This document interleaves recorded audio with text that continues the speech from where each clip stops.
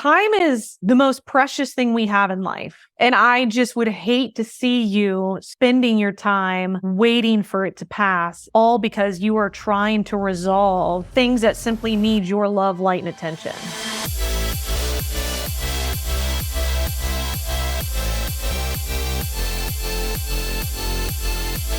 Don't worry about it. Just give it time. Time heals all things. How many times have you heard this when you have been in a serious struggle or maybe recovering from some sort of loss, the loss of a friendship, the loss of a relationship or a job? And as soon as you start talking about it and you're seeking some sort of relief of how do I move on from this? How do I stop going to the past? How do I forget about this person or let go of this? And the response everybody gives is time heals all things. Just give it time. Well, guess what? Time does not heal all things. Years can go by and you are still finding yourself struggling with the exact same thing, sitting around like, well, if time heals all things, like how much time does it take to heal all things? The good news, though, is while time doesn't necessarily heal all things, there are a few things that do. And that's what we're going to talk about in today's episode is how you can use time, but how there are proactive things you can do to heal yourself, heal your life, and really just move forward becoming who you want to be. So here's the problem with the whole mindset behind time heals all things is it creates the belief system of if you just sit around and let time pass, things are going to resolve itself. It's you taking a passive and back seat to making change and dealing with things in your life. So, I mean, a lot of people like this is society in general. A lot of people like don't believe in therapy or they don't believe in talking about things because there's a level of shame around admitting that maybe you're still struggling with something that happened 10, 15, 20 years ago, or maybe it's taking longer for you to move on from something than what people are expecting of you. So what happens is we go through something and we talk about it for a little bit. And then essentially it's like, okay, that's enough. Moving on, shut it down, bury those feelings. And then we walk around in life with this constant feeling like something's missing, something doesn't feel right. Like, why do I constantly feel kind of like I'm going through the motions? And what's missing is you, the part of you that you buried because you felt ashamed or you felt pressure to hurry up and move on past things, or you believe this concept that time heals all things and you figure like, I'm not going to do anything with it. All I got to do is let time pass and then things will resolve itself without my participation. And this never works. Even in your own life, has this ever worked where you have gone through a hard time and you just kind of sit back and let the time pass by and then you wake up 10 years later and now all of a sudden like all those problems are resolved? No, it never works. I know people who use this approach and 10 years later are still talking about the thing that happened 10 years ago, clearly with some emotional charge to it that it hasn't been resolved. And then they'll talk a little bit about it and they're like, but time heals all things. And I'm like, does it? Doesn't really seem like you've quite healed. So we're going to talk about this and I'm going to tell you what you can do regardless of the time and how your participation in your life is what helps you move forward, stop staying stuck in the past, but really just to move through things so that they don't keep coming up over and over for you. My goal in sharing this is not only to help you move forward, but also to stop the vicious cycle of living most of your life feeling numb and like something is missing, and then spending every weekend trying to escape that feeling with temporary relief on some sort of high, binge eating, binge drinking, sex, porn, spending ridiculous amounts of money because it gives you that temporary like excitement of like, oh, life is exciting again, just to repeat it all over again on Monday, feeling the same way, that like dull, numb feeling. So this happens in so many different areas of life. It happens, I see it a lot in creators and entrepreneurs, but also you see it a lot in love, and not necessarily romantic love, but even love of a parent, love of a friendship, and losing something that matters so much. So what happens with our brain, just to give you some science behind it, is our brains are programmed for survival. We have our conscious brain that is there to help us get from point A to point B. It's the part of your brain that when you're like, I need to eat, the brain starts to think of all the things you could eat, where you could eat, what kind of food to eat. It is problem solving and is there to help you survive in life. We then have our subconscious brain that is our deeply ingrained belief systems about life, about ourselves, but also our deep emotional experiences. So whatever experience it is that you go through, so if it's the loss of, like, say you're a creator and an entrepreneur and you pour your heart and soul into going after your dream, and then something happens and you experience significant loss and devastation, emotionally, you're going to feel that, but also your brain, there is only so much of a deep amount of emotional pain that your brain lets you feel. And then what it does is it compartmentalizes it and kind of like stores it away for later, of like, this is too much for you to handle right now. So what we're going to do is we're going to put this feeling and this emotional response on the shelf, and we'll deal with this at a better time. That's kind of how our brains work. It's all these like wires and neurons and circuits that are like constantly creating experiences and memories and belief systems and all that. So when you have this experience that it's like, well, can't quite finish that circuit because that is just way too much pain for somebody to feel at one time. So therefore, we're just going to stop it right here, and we're going to end up going throughout life, and we'll deal with this later, where then when you don't deal with it later and you sit around like waiting for time to pass, you end up with experiences where you're always ruminating in the past. You're always creating your present life from past experiences. You're self-sabotaging your life because you have some deep belief system that you don't deserve good things, or you are projecting this unresolved pain inside of yourself onto everybody else in the attempt simply to just heal itself. And the way you resolve this, you can't just, because it is an emotional experience, you can't just think you're done with something and that part of your brain is just going to be like, okay, cool. They say we're done, so we're done. You have to actually process and feel in order to heal that part of your experience. So I've referenced the book before. There's a book called The Body Keeps the Score. And it is about how our emotional experiences are all stored within our body, and we have to process those things. And when we don't, it manifests in some of the examples that I just gave in other areas of your life. So with time can heal all things when used productively with your participation by experiencing the things that need to be experienced. This is why you see videos or stories about people who say they went through something as a kid and maybe they're 50 years old and they finally talk about what happened. And at 50 years old, they're sobbing and crying as if they still are that 4 or 5-year-old child, because that emotional experience is still alive and exists inside each of us.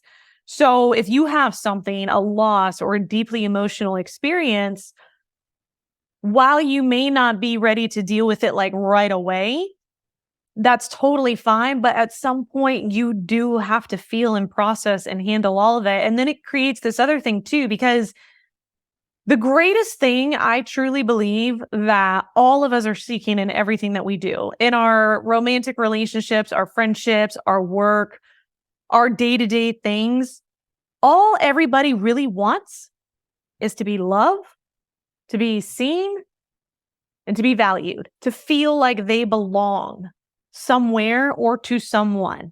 That's what everybody's searching for. So when you go out and like you're binge eating or you're binge drinking with people, even if you consciously know like, hey, this isn't really good for me, this isn't healthy for me, you are willing to put that thought and that moral compass aside because it's giving you that temporary connection that you are deeply seeking and a temporary relief from the pain that you regularly experience. So we all have this deep need as humans for this type of connection.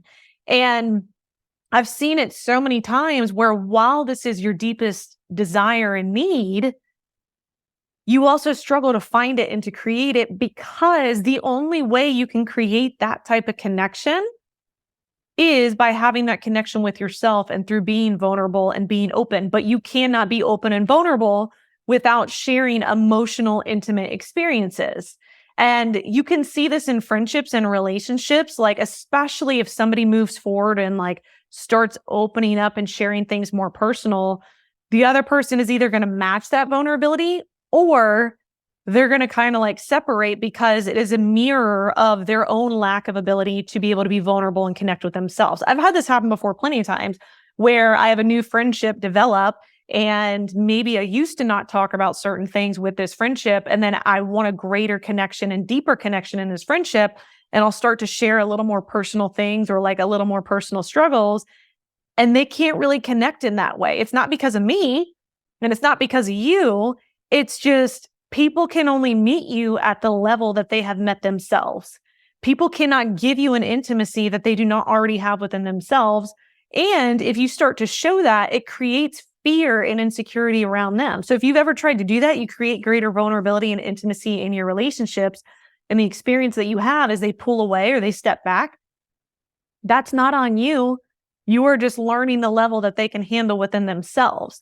Other people who have done deep inner work and have a very deep level of awareness and relationship to their self, when you open up and you're vulnerable and you're connecting and you're sharing personal things and talking about things, they will meet you there and do the exact same thing because they have reached that level.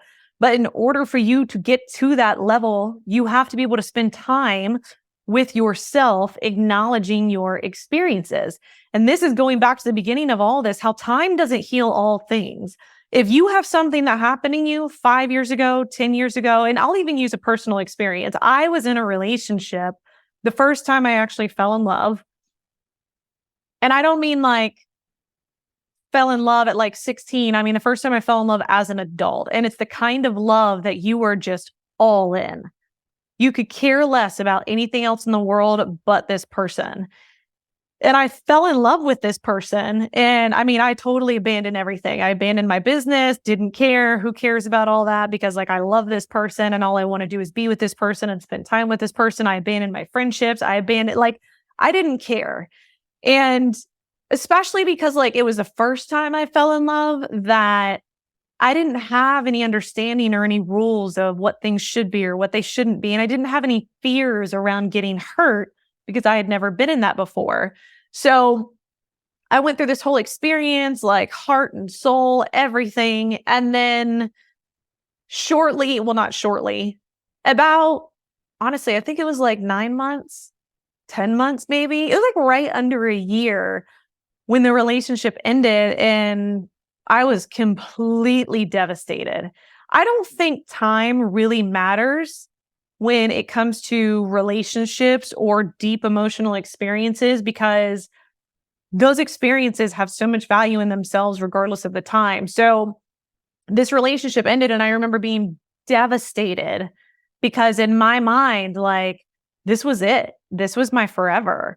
And the relationship ended and I'm like trying to put the pieces of my life back together, getting my clients back, getting my business back, getting everything back. And 6 months or so had gone by and I was still really struggling with this. And I can remember that there was something triggered something that I was just crying. I was like devastated because I saw a photo of this person with somebody else or something along those lines.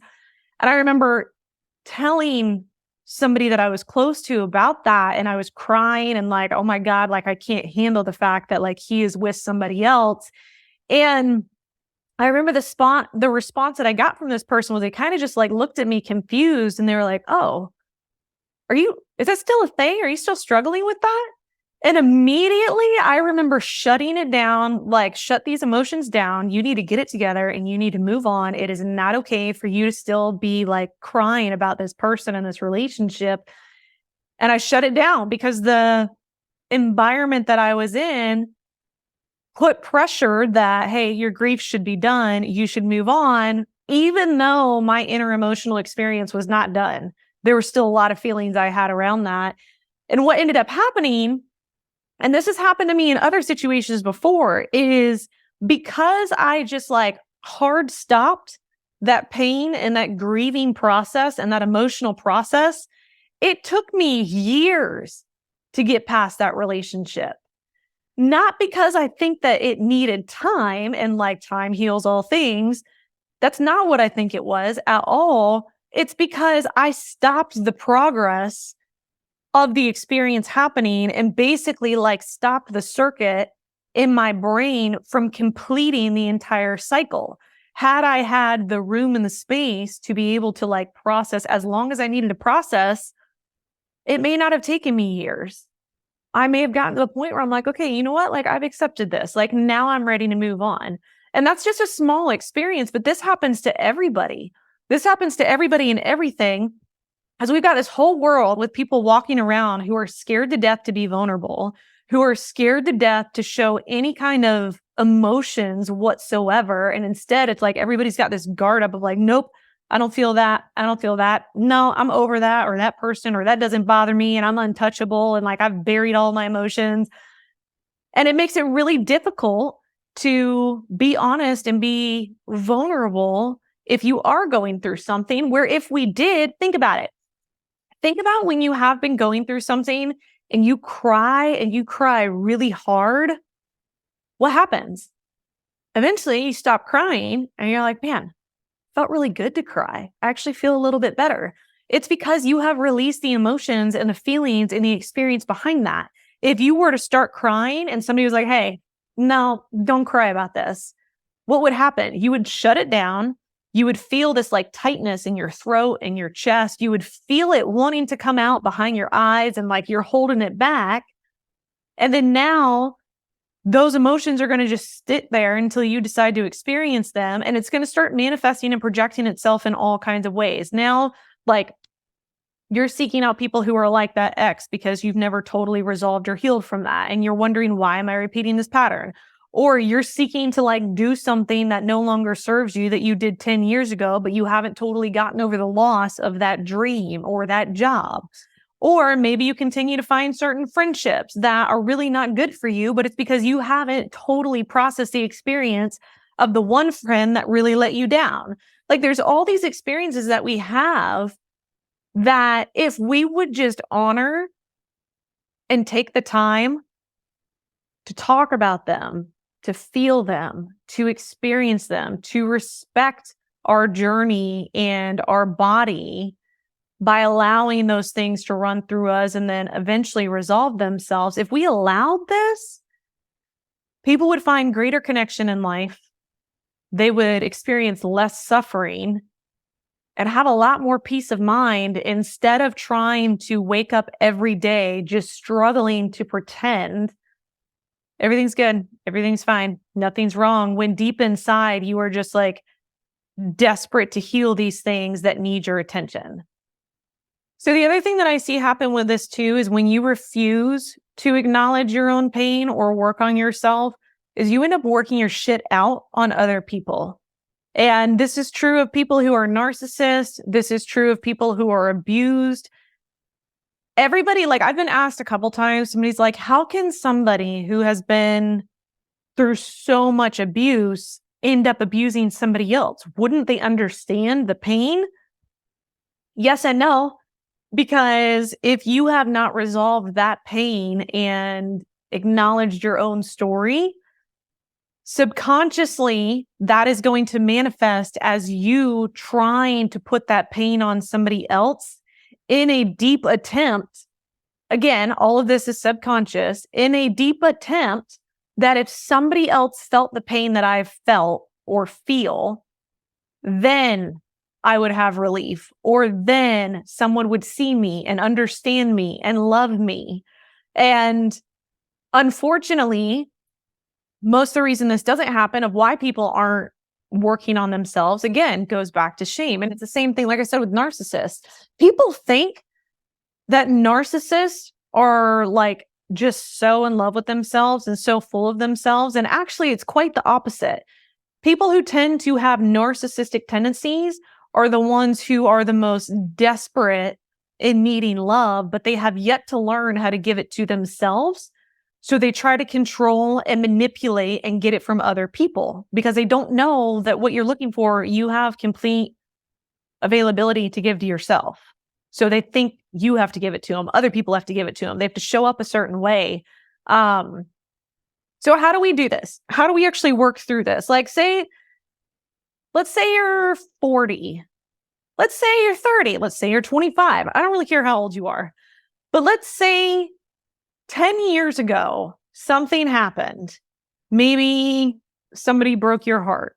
Maybe you really went for your dream and you totally bombed and now you have vowed to yourself to never try again. Maybe you had a parent that totally broke your heart and disappointed you and now you just have refused to open up to anybody again. I don't know. Maybe you had something happen a long time ago. If you don't let that out and do it I don't mean let it out on other people, let it out by talking to a therapist, let it out by talking to a friend who you trust. And I mean, really let it out. I don't mean just like talking like a robot, like allowing yourself to feel the emotions and the experience behind that. If you don't do that, you are going to continue to feel the disconnection to yourself and the disconnection to life because there is a literal disconnect within you and the experiences you're having because you are not allowing yourself to have that. And as far as I know, I don't think there's anybody in this world who wants to feel more disconnected. So you have to start by acknowledging yourself. How do you acknowledge yourself? Well, if you are not comfortable talking to a therapist or talking to a friend, first, sit in front of a mirror. This is going to sound really cheesy, but this is how you start seeing yourself. Sit in front of a mirror. Whatever the experience it is, tell the story to yourself. And you will be surprised at the emotions that come up in that. Now, if you can tell the story and there's no emotions, then maybe there's nothing to resolve. But when you sit in front of a mirror, you actually look at yourself and see yourself. And you're like, so I got to talk about this, whatever it is. And you learn to sit there and acknowledge that and see it and respect and honor your feelings and to be your own best friend and to really just realize that it's worth hearing. What you've been through is worth healing.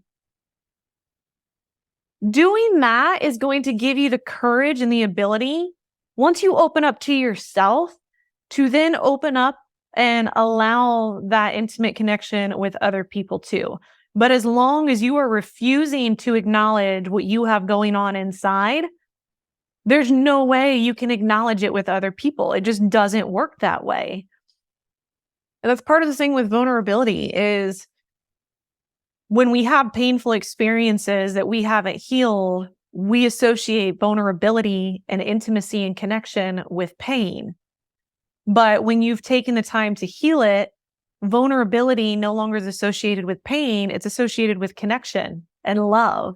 And you start to feel like, hey, you know what? Maybe I don't need to go out and binge drink this weekend because I'm actually good. Everything I need is right here. Maybe I don't need to go spend thousands of dollars or buy the bigger house or buy the bigger car or sleep with a bunch of people or whatever behavior that is not serving you. Maybe I don't need to do that anymore because what I was seeking from all that is simply a feeling of being seen, simply a feeling of being loved, simply a feeling of being connected. And now that I am finding love in myself, and now that I am seeing myself for the first time and accepting myself, all of a sudden, all those things aren't as appealing anymore.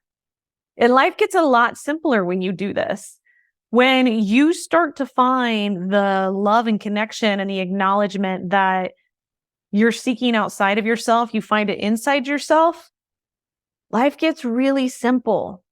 There's really not a whole lot that you need. And it's not that there's anything wrong with having lots of things. It's just the meaning behind them and the value behind them shifts because now the value is inside of you. Now the value is inside the deep, connected, vulnerable relationships that you have. So if you're in a place that you are struggling with something from the past that keeps coming back up, struggling with moving forward, struggling and holding on to the thought of like time heals all things, but you're sitting here like, how much time exactly do we need? Because it has been a long time and you're wondering why it's not working. This is why. It's because it's not time that needs to pass. It's you that needs to show up for yourself and open up. And even when it comes to like being stuck with things from the past or unresolved things from the past, I had somebody ask me about a relationship, an ex, they can't stop ruminating about the ex and they keep like longing for this person. And I mean, on a very small scale, maybe like there's still some sort of relationship that could happen there. But usually what I have found is when we are reminiscing and ruminating and stuck in this loop in the past, it's actually not the ex or the parent or the friend or the job or the dream that we want. It's the version of ourselves that we were prior to that experience that we keep trying to get back. It's not the ex you want back. What you want is the person before your ex who was so carefree and willing to fall in love. It's not the friend that you want back. What you want back is the part of yourself that was willing to be vulnerable and open and create intimate connections with other human beings. It's not the job or the dream that you want back. It's that inspired, big dreaming person that you were. But in our minds, we keep thinking that person, place, or thing is the answer, when in reality, the answer is it's the part of yourself that you're seeking. And the only way you're going to find that part of yourself is not by getting your ex back or getting the friend back or the job or the dream or the place or whatever. It's by going within, seeing yourself, really showing up for yourself. And then you're going to find what it is that you think it exists somewhere in the past or the future. You don't lose parts of yourself. You think you do. You think you lost it to someone or something else. But that's the lesson in loving yourself. And that's the lesson in life, is that everything that you have is always with you. If you will just take the time spending it with yourself. And I don't mean you have to sit around and be alone forever and like do nothing and see nobody, but I do mean that when you recognize that you're shutting down or you recognize like a numbness or a disconnection within yourself, sit down with yourself, pen to paper, and start asking yourself some hard questions. When did I first notice this disconnect? When did I first start developing this behavior that is not good for me? When did I first start binge drinking and binge eating and getting wasted? What was the emotional experience you were going through that all of a sudden the trigger of all these events started happening? What was going on? What happened in life or in love? And I tell this story all the time of how like when in weight loss and fitness, anytime I have coached somebody that came to me and they're like, I've gained like 50 pounds trying to get this weight off. I don't know what's going on. I've never been this heavy before. I'm the heaviest I've ever been in my life. I always start with, when did you start putting weight on? And they're like, 3 years ago. What happened 3 years ago? They're like, well, what do you mean? I'm like, what was going on in your life 3 years ago? And there is always some sort of emotional experience or trauma connected to it that has not been processed. And instead, it's manifesting in this way of trying to protect and shield by controlling food or binge eating food or binge drinking or whatever. If somebody creates a shopping addiction or a spending money addiction, ask them, when did this start? What was going on in your life? And I guarantee you there is some sort of emotional experience that they could not process at that time. And the spending and the money became an escape. Same thing with anything else in life that is a behavior that you know is not good or not healthy for you. Once you resolve the emotional experience though, those things no longer have power over you. You're no longer drawn to them because you don't need to escape yourself. So that is what I wanted to bring up today. Time is the most precious thing we have in life. The time we have with other people, the time we have in growing and learning.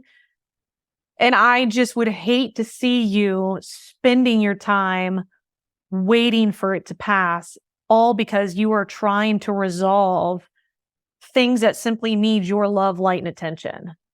If you listen to this and any of this resonated with you, what I hope you do from here is maybe spend some time with yourself, pen to paper, acknowledging anything in your life or in your mind that is keeping you disconnected from the things you really want and also keeping you disconnected from yourself.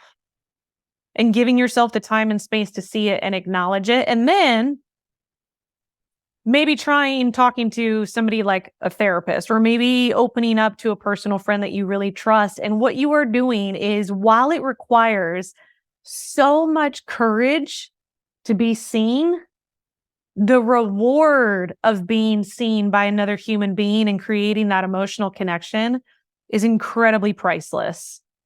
And if you try it once and it doesn't work out, try it again. Keep trying again. And eventually you will find the connection that you're looking for. But healing from anything and moving forward all starts with you. So I hope by listening to this, you feel encouraged, you feel motivated, and you feel inspired to get deep with yourself. Try the mirror talk thing. I know it's cheesy, but I've done it and it actually works. You'll be surprised. You don't have to tell anybody that you're doing it. It's just for you. It's just for yourself. All right. Now that you've heard this, make sure you go check out some of the other episodes to help inspire and empower you to become your best self. If you have not already, share this with a friend who really could use what we talked about in this. Maybe they're trying to heal from something and they're feeling a little bit stuck, and this is the perfect way to help them move forward. In the meantime, thank you so much for listening, and I will see you in some of the other episodes. Bye, guys.